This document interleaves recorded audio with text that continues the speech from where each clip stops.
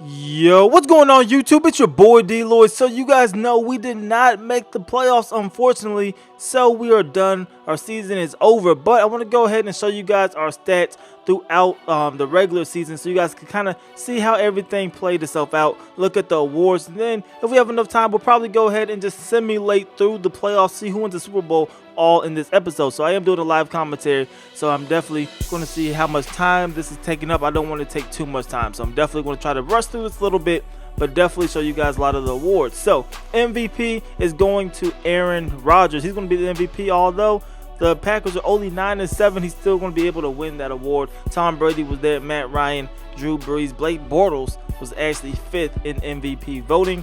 Coach of the Year is going to be Sean Payton, who led the Saints to a 12-4 record. That is definitely crazy. Looking at the AFC Offensive Player of the Year, it is going to be Tom Brady. Defensive Player of the Year, Dante Hightower. Jonathan Williams is going to be the Offensive Rookie of the Year. Defensive Rookie of the Year, Justin Burris.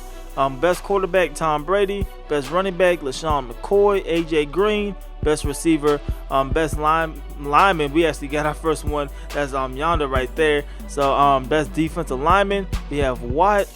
Best linebacker, Hightower. Gerard Powers is going to be the best DB. Justin Tucker is going to be the best kicker. So we had two guys get some type of award for us, which is definitely pretty good. NFC, you have Aaron Rodgers as the Offensive Player of the Year. Danny Trevathan, Defensive Player of the Year. Carson Wentz is the Offensive Rookie of the Year, beating out Ezekiel Elliott. Robert Nemdinche, I think I said that name wrong, but he is going to be Defensive Rookie of the Year. Best quarterback, Aaron Rodgers. Best running back is Shane Vereen. That is definitely a little bit surprising. Best receiver, Jordy Nelson. Terran Armstead, the best lineman.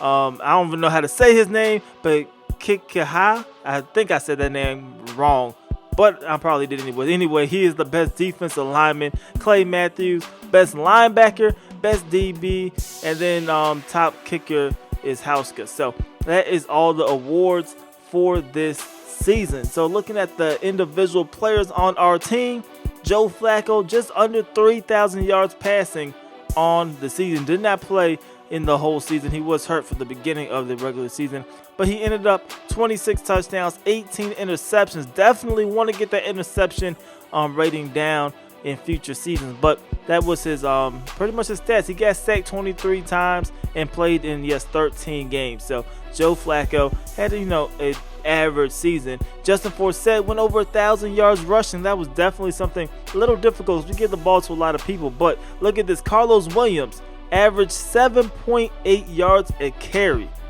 That is absolutely crazy. I mean, Forsett didn't do bad either with 6.3 yards, but Carlos Williams did not get the ball a lot as compared to Forsett, but still finished with 7 touchdowns, had a lot of rushing yards. He definitely did a very good job out there. Buck Allen, he had 316 rushing yards on the season, averaged 5.4 yards a carry. And then Taliaferro averaged 7 yards a carry as well, and also racked in a total of 7 touchdowns. Looking at our receiving stats, Steve Smith Sr. is going to be our leading receiver. Now, we don't know if he's going to retire yet, something that we will definitely find out, but he did go over 1,000 yards receiving and had 11 yards. Not 11 yards, I don't know what I'm talking about. He had 11 touchdowns this season. So a very good year for Steve Smith. Hopefully he comes back for at least one more season. Kamar Aiken, 44 receptions, 678 yards, and 5 touchdowns. Crockett Gilmore had 43 receptions, and then Bashard Perriman, 42 receptions, 656 yards, and 6 receiving touchdowns. Looking at our defensive stats, CJ Mosley was our leading tackler, 70 solos, 66 assists, and 136 total tackles. 26 tackles for a loss, 6 sacks, 4 interceptions for CJ Mosley. Look at how many forced fumbles he had this year. He also had 2 forced fumbles. So very good, very solid year for CJ Mosley. Eric Weddle, almost just as good as CJ Mosley, but he's coming from the free safety position. So free safety getting 133 total tackles. That is absolutely crazy. He had 1 sack, 11 tackles for a loss as well. So very good. No, 1 interception, that sack. Very good season though for Eric Weddle. Stephen Tulloch picked him up off of free agency, and he ended up with 84 total tackles. So we had some pretty good players. Looking at our sack leaders, See who led us in sacks, and that is going to be Terrell Suggs with 9 sacks this season. Timmy Jernigan had 8.5. Elvis Dumerville had 7. And then Lawrence Guy had 6.5 sacks as well. Our interceptions leader is going to be C.J. Mosley with 4. Devon House with 3. Jimmy Smith with 3. And we had a bunch of players with 1 interception this season. So, pretty good team. I'm kind of impressed with a lot of our players and what they did. Although, you know, we didn't make the playoffs. We definitely had a shot. We just kind of collapsed.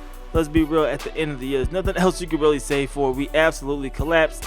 And that's why we are not in the playoffs right now. But looking at the NFL stats, Aaron Rodgers had the most yards, going over 5,100 passing yards. The second closest guy was Blake Bortles at 4,400. So that is a huge difference between the quarterbacks.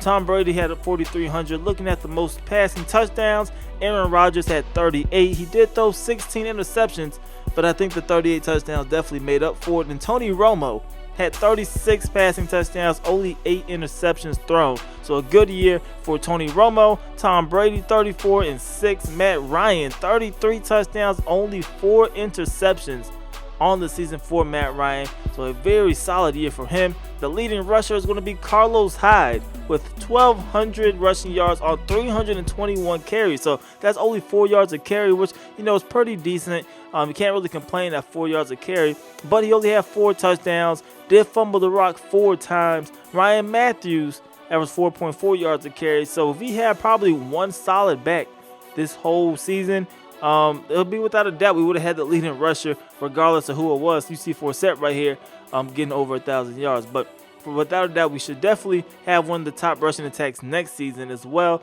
But Jordy Nelson, he's going to be the receiver leader with 94 receptions this season, over 1,200 yards. He had 10 touchdowns as well this season. Allen Hurns had 88 receptions. Rob Gronkowski had 85.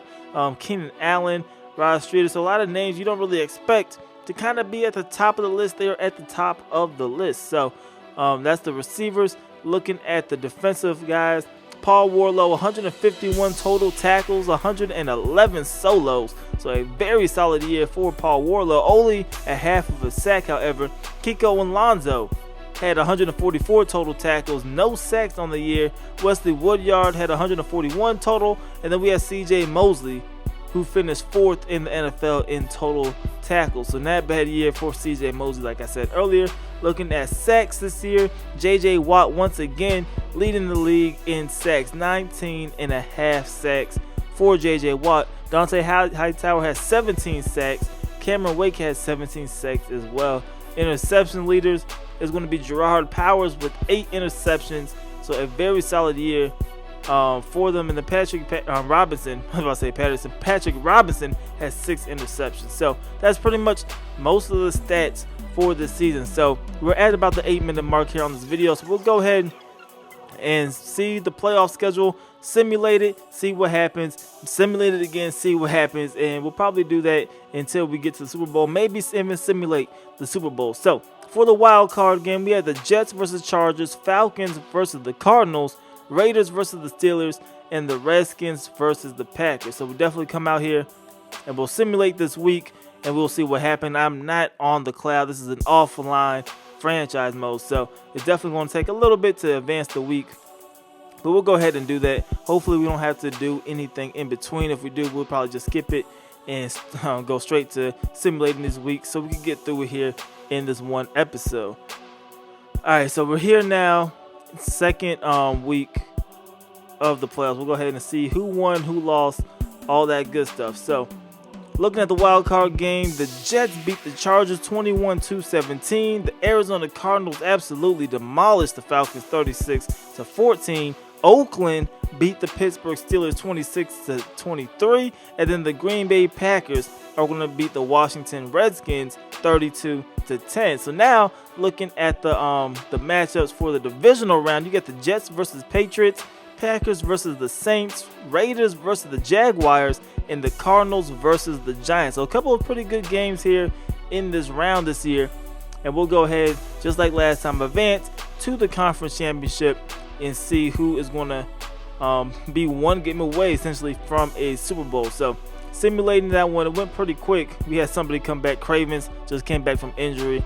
That's kind of irrelevant at this point but go ahead and see who won in the divisional round. So the New England Patriots took care of business. They defeated the New York Jets 45-24. The Saints beat the Packers 23-13. Jacksonville beat the Raiders 27-15. And then the New York Giants, they defeated the Arizona Cardinals 31-21. So this is the conference championship games, you guys. The Patriots versus the Jaguars. That's going to be the AFC championship game. And then the Saints versus the Giants. That is the NFC championship game. The only team in real life who I think has a shot of making a conference championship game is the Patriots. I don't see the Saints making it in real life. I don't see Jacksonville making it. And I don't see the Giants making it. So that's definitely a little surprising that Madden had to play out this way. But it is what it is. That is what we have for the conference championship game. So let's go ahead and see who won. And we'll see who's in the Super Bowl. So the Super Bowl is, I think I actually accidentally hit team schedule. So the Super Bowl is going to be, let's find out, the Patriots versus the New Orleans Saints. That's going to be the Super Bowl this year. Looking at what happened, the Patriots won 31-22, and the Saints won 37-31. So it looks like the Saints had a huge fourth quarter to force overtime and then won in overtime. So it looks as if the Giants choked because they were up 21-0. They end up losing, and they are no longer in the playoffs. They essentially got eliminated because they choked. And then as for this game, it looks as if New England had to come on a little strong at the end as well. But I'm not sure how that game, definitely the Saints game, was crazy that they had to come back like that to make the Super Bowl. But they did make it nonetheless, and they're going to be taking on the Patriots. So we'll go ahead and simulate past the Pro Bowl, which honestly I don't even know why this is a week, because you can't play the Pro Bowl on this game, which still irritates me. But he still can't play it. We'll go ahead and simulate past this, and then we'll go, I guess we'll go to the offseason. We won't do the offseason in this episode, of course, but we'll just go ahead and see who wins the Super Bowl. Then I'll start the offseason. That'll be in a whole separate video. So seeing how long this takes to simulate the Super Bowl, and this is my first time doing the offseason of Madden, so it's going to be a little different to me. Definitely want to take my time doing it, but see who ended up winning the Super Bowl. So we're going to league schedules and go ahead and go to Super Bowl, and the New England Patriots defeated the New Orleans Saints 38-14. They are going to be Super Bowl champions once again, and it looks as if they won in a pretty comfortable fashion. 409 offensive yards compared to just 223 for the Saints. Only 49 yards rushing for the Saints as well. Tom Brady threw for 4 touchdowns. He outplayed Drew Brees. He had 2 touchdowns, no interceptions, but he did get sacked 4 times. Looking at the rushing stats, LeGarrette Blount had 100 yards rushing. Mark Ingram only held to 49 yards rushing. For receivers, Kobe Fleener had led the way with 6, but Rob Gronkowski kind of answered it back with 5 for 44 yards. Julian Edelman had 5 receptions for 111 yards and 3 touchdowns for Julian Edelman. So a crazy game for him. Looking at the defenders, Sheldon Rankins, he led them with 8 total tackles, 3 tackles for a loss. Jamie Collins had a decent game with 6 tackles. Kenny Vaccaro, he was up there as well. I'm trying to see where Dante Hightower was. He only had 3 tackles and 1 sack in this ball game. So not the numbers he was putting up during the regular season, but it doesn't matter because the New England Patriots are going to be Super Bowl champions. So what I'm going to do now from here on out, guys, I'm going to make another video. That's going to be the whole offseason. I'm probably not going to do a live stream this year because I'm not sure how long it's going to take me to figure out this whole off-season thing, and I don't really have time to do a live stream this week. I have a whole bunch of homework coming up and things like that, but I'm definitely going to try to get this stuff out to you as quickly as possible. If you guys have any recommendations as to what positions I need to start targeting, any specific players I need to start targeting, definitely let me know in the comments section below. But that is all I have for this episode, you guys. I definitely hope you guys enjoyed it. If you did, please go ahead, leave this video a like. It helps me out a lot. And subscribe if you haven't already. It's your boy D Lloyd. I'm going to see y'all next time. Peace.